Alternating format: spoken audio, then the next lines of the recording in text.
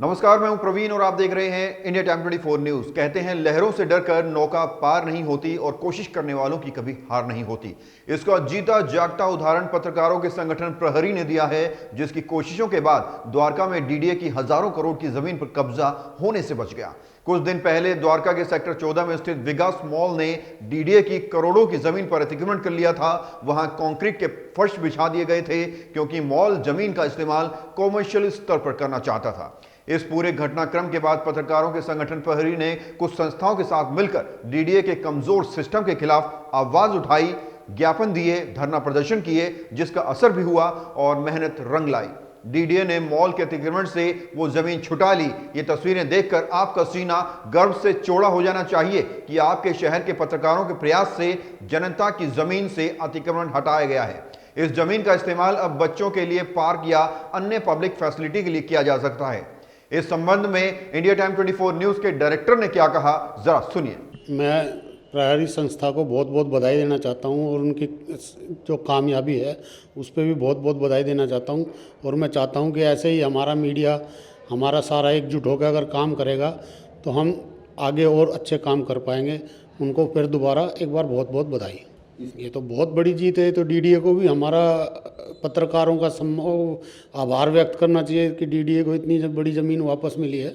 और बाकी हम भी डीडीए के अधिकारियों से अपील करेंगे कि वो अपनी ज़मीन का जो पब्लिक के लिए है उसको पब्लिक के लिए ही रहने दें, लोगों को, गलत लोगों को यूज़ ना करने दें। भगत चंद्रा हॉस्पिटल विश्व की सभी आधुनिक और बुनियादी सुविधाओं से परिपूर्ण एक world class multi speciality hospital, Mahavir enclave Palam Dabri road पर स्थित साउथ वेस्ट दिल्ली का एकमात्र मल्टी स्पेशलिटी हॉस्पिटल, जहां 24 घंटे आपकी सेवा में उपलब्ध हैं वेल क्वालिफाइड डॉक्टर्स और हेल्पिंग स्टाफ। डॉक्टर सीएम भगत द्वारा स्थापित भगत चंद्रा हॉस्पिटल आपकी सेहत का ख्याल रखना ही इसकी प्राथमिकता है, वो भी अफोर्डेबल रेट्स में।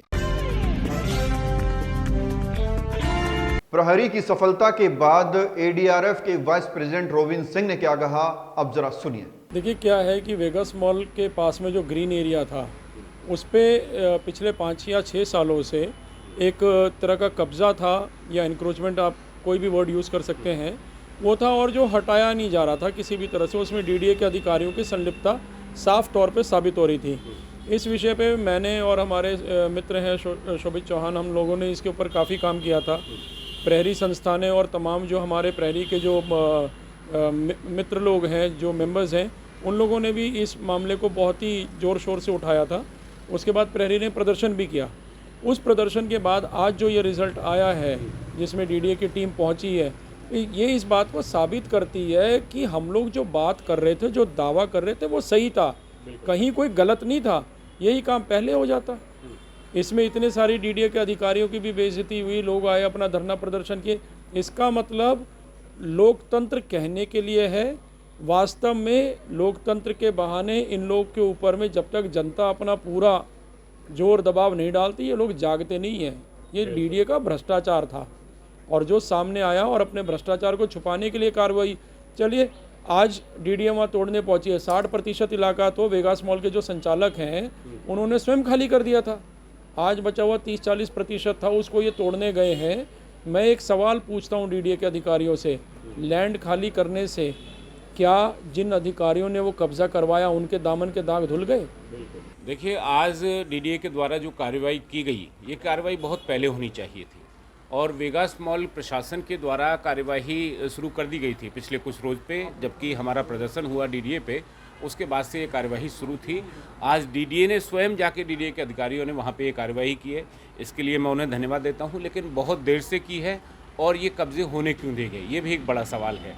साथ में जितने हमारे प्रहरी के साथी हैं, जिन लोगों ने कंधे से कंधा मिला के इस मुहिम में अपना योगदान दिया, हमारा समर्थन किया और प्रहरी बनकर इस पूरी मुहिम के दौरान डटे रहे, उन सबको साधुवाद। साथ में भाई रोबिन शर्मा, भाई शोभित चौहान और द्वारका के जो अन्य समाज सेवी या अन्य जो एनजीओ हैं, अन्य जो संगठन हैं, जिन्होंने इस पूरे अतिक्रमण के खिलाफ एक बड़ी लंबी लड़ाई लड़ी, लंबी एक मुहिम चलाई।